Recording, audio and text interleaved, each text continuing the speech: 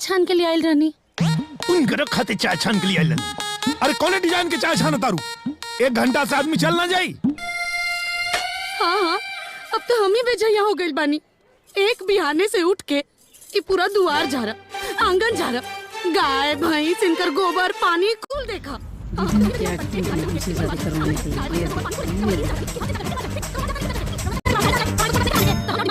और रउआ के का बा? रउआ तो बस बैठल बैठल आर्डर फरमावे नी। कबो हमरा बारे में सोचले बानी?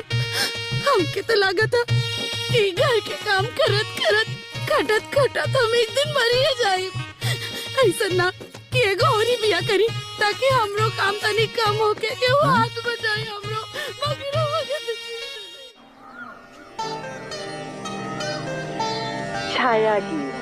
छाया गीत के सुनने वालों को संतोष का नमस्कार। आइए छाया गीत में प्यार से प्यार करें।